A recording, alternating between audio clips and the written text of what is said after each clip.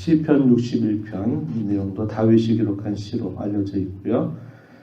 이 상황에 관하여서는 다윗이 압살롬의 반역을 통해서 그가 도피 생활을 하던 중에 하나님 앞에 올렸던 간구의 내용, 그리고 그 기도를 들으셨던 하나님께서 마침내 다윗을 그의 왕권을 다시 회복시키셔서 그 모든 반란을 하나님 극복하고 계신 그 사실을 기억하면서 하나님 앞에 감사하고 또 찬양하는 그런 내용들을 본문 속에서 표현해 주고 있습니다.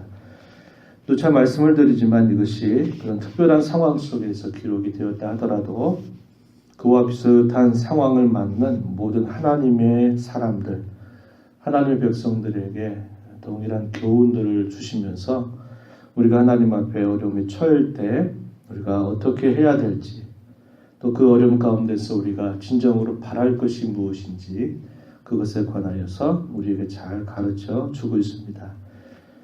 잘 아신 바와 같이 다윗이 압살롬의 반역을 통해서 그가 왕궁을 떠나게 되었고, 그가 떠나는 과정에서 여호와의 그 성전 언약궤를 함께 가지고 제사장들이 같이 다윗과 함께 떠나려고 하지만 다윗이 어떻게 했습니까?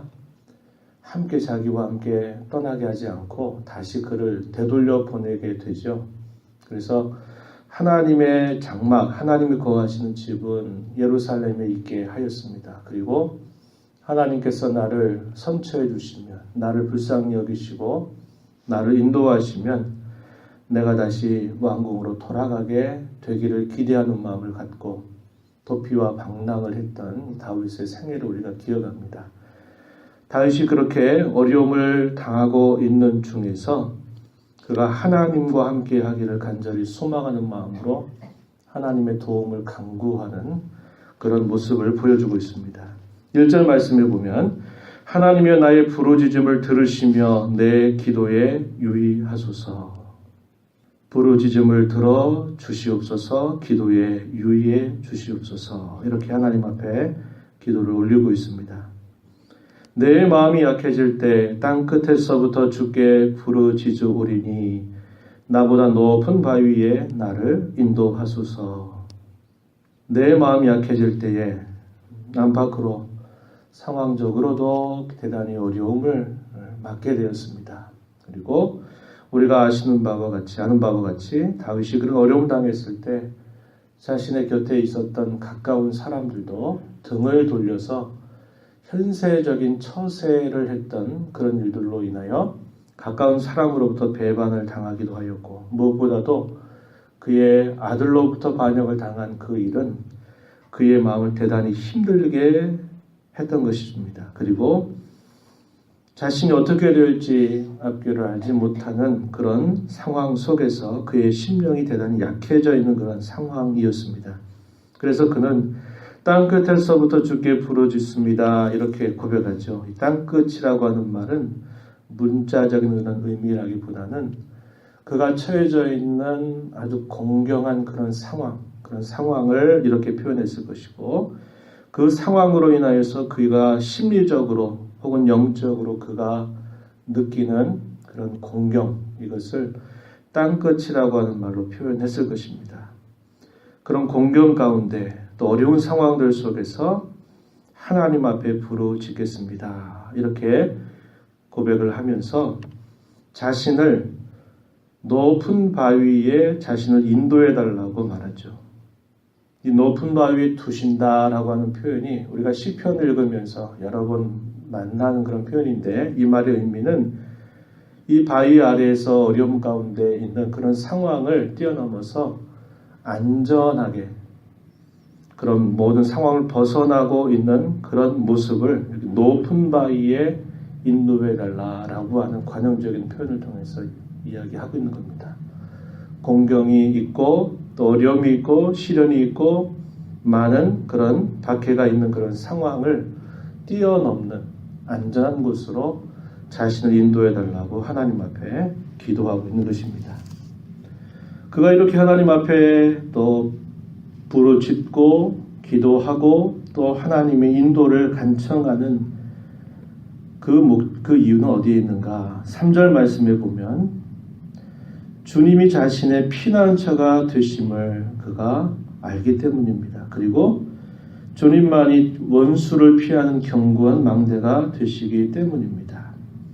하나님이 자신의 피난처가 되실 뿐만 아니라 원수의 수많은 공격으로부터 자신을 견고하게 지켜주는 망대가 되시기 때문에 그는 이 하나님을 향하여서 부르짖고 또 기도하고 또 하나님을 향하여 자신을 높은 바위에 인도해 달라고 기도 올리고 있는 것입니다. 그가 이렇게 기도하는 일들을 통해서 그가 기대하는 것은 뭘까요? 4절 말씀에 내가 영원히 주의 장막에 머물기를 소망하는 거죠. 내가 주의 날개 아래로 피하는 것입니다. 많은 상황들 속에서 그가 처신할 수 있는 여러 길들을 다른 곳에 두지 않고 오직 하나님께만 두겠다라고 말하는 거죠. 끝까지 하나님의 뜻을 따르겠다고 하는 것입니다.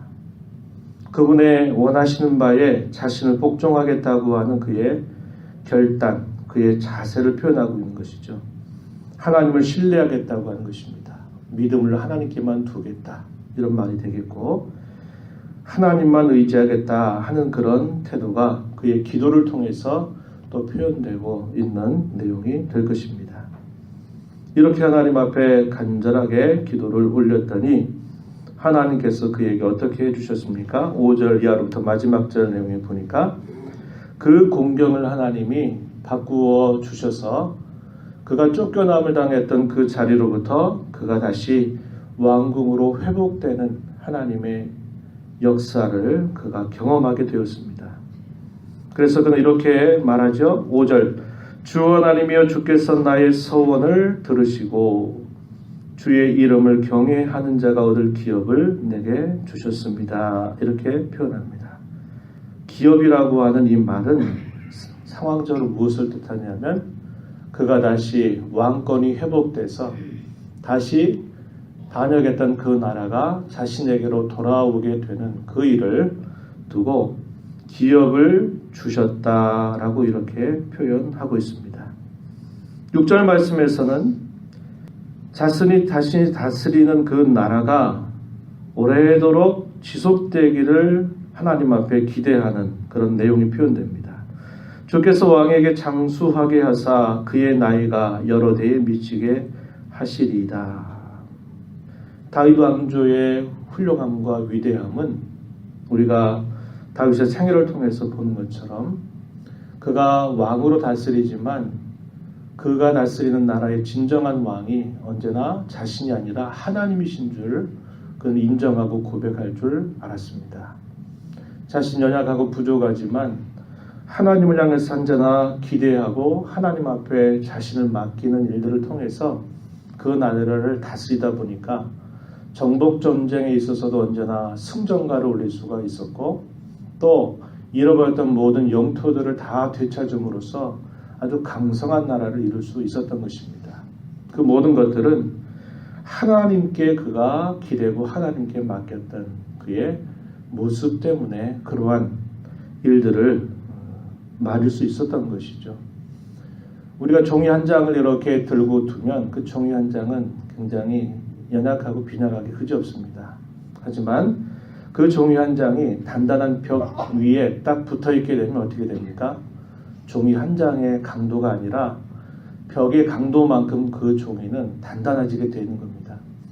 우리 사람이 스스로 무엇인가를 하고자 하는 것이 그토록 연약하고 부족하지만 우리가 전능하신 하나님의 날개 그늘 아래 우리 자신을 그분에게 맡기고 그 자신의 하나님 앞에 부착을 하게 된다면 우린 대단히 하나님으로 말미암아 강해지게 되는 것이죠. 다윗의 왕조가 그러한 일들을 잘 드러냈던 것입니다. 그래서 그러한 하나님이 다스리는 이 나라가 오래도록 강성하고 지속되기를 원하는 다윗의 기대를 이렇게 표현하고 있는 것입니다. 그가 하나님 앞에 끊임없이 기대하고 바라는 그의 소원의 내용이 이제 7절과 8절 말씀을 보면 그 내용을 우리가 살펴볼 수 있겠는데 그가 하나님 앞에 늘 하나님 제가 이렇게 하고 싶어요. 이렇게 하고 싶습니다. 하나님 이렇게 제가 하고 싶은데 하나님 도와주세요. 이렇게 원하는 그의 소원의 내용이 두 가지로 표현되는데 7절 말씀에 보면 영원히 하나님 앞에서 거주하기를 원하는 다윗의 모습입니다. 하나님 앞에 거주한다. 하나님 앞에 그가 머물며 살기를 원한다 라고 하는 것입니다. 그가 큰 공경 가운데서 우리가 확인했던 것처럼 4절에서도 그렇게 말했죠. 주의 장막에 머물기를 그가 결단하고 주의 날개 아래 피하기를 결단하였던 그의 모습을 우리가 확인했는데요. 어떤 상황 속에서도 내 하고 싶은 대로, 내 처신 대로 하지 않겠고 하나님의 뜻에 나를 맡기겠다. 어떤 상황 속에서도 주님의 말씀을 따르겠다고 하는 그런 결단, 믿음, 또 하나님을 향한 온전한 신뢰, 의지 이런 것들이 표현되고 있는 그런 내용입니다. 바로 그 내용을 하나님 앞에서 내가 거주하겠다라고 말하는 겁니다. 단순히 예루살렘, 언약궤가 예루살렘에 머문다 이런 물리적인 이야기만이 아니라 그가 하나님과 영원히 더불어 거주하고 싶어하는 마음은 언제든지 하나님이 원하시는 대로 하나님이 기뻐하신 대로 행하겠다고 하는 그의 결단이 표현되고 있는 모습이고요. 또 8절 마지막 절 보면 또 뭐라고 말하냐면 내가 주의 이름을 영원히 찬양하겠다고 하는 결단입니다. 하나님의 앞에 그가 언제나 머물기를 기대하는 소원이 하나, 또한 하나님을 늘 모든 일들 속에서 하나님을 높이 자랑하고 높이 기리겠다고 하는 그의 소원이 또 한 가지입니다. 이게 그가 하나님 앞에 품고 있는 그런 소원의 내용이 되고 있습니다. 그런 소원을 품으면서 하나님께서 그를 보호해 주시기를 기대하고 또 하나님께서 언제나 그를 건져 주시기를 기대하는 다윗의 신앙의 자세가 이 본문 속에 잘 표현되고 있다는 겁니다. 우리가 이 땅에 살면서 가질 수 있는 가장 큰 소원이 뭘까요? 바로 이것입니다. 하나님 안에 거하는 것입니다. 그것은 단순히 내가 어려움을 만날 때 하나님이 나를 피할 수 있도록 해주시는 그것만을 말하는 게 아니라 그분의 말씀을 내가 따르겠다고 하는 그런 결단이죠.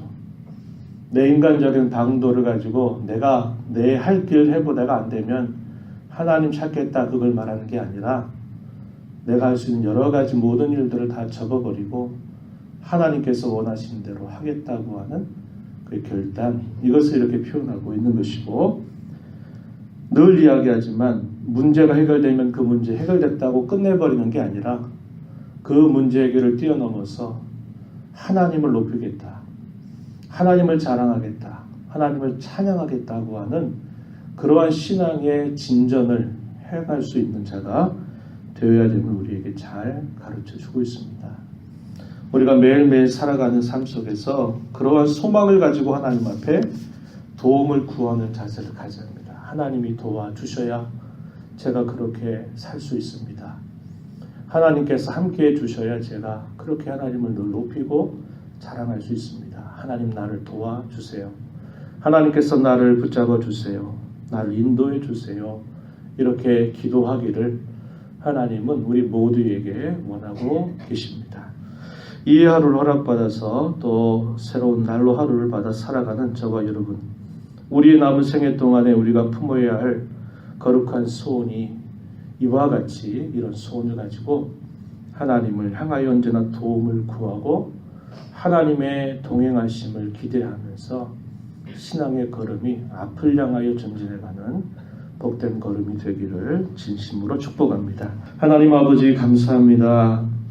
저희들이 새벽 시간에도 이 새벽을 깨워 주께로 서게 하여 주셔서 우리의 피난처가 되시고 모든 우리의 환경과 처지와 우리의 삶, 역사의 전체 내용을 하나님의 지혜로운 섭리 안에서 이끌어 가시는 하나님을 향하여 찬송을 드리게 하시고 또 주시는 주의 말씀을 저희 마음에 받게 하시고 기도하게 하신 것 참 감사합니다.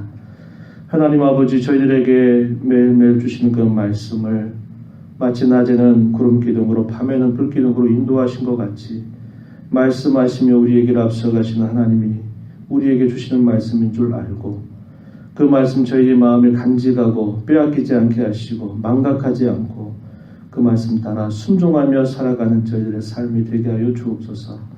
공경 가운데 어려움 가운데 처할 때마다 하나님을 언제나 바라보게 하시고 우리 인간적인 방도와 생각을 다 접게 하시고 하나님을 의지하며 나아가게 하시며 그 일을 통하여서 언제나 하나님의 말씀에 귀를 기울여 순종하기를 결단하고 하나님의 이름을 높이고 자랑하기를 기대하며 살아가는 저희 모두가 되도록 인도하여 주시옵소서.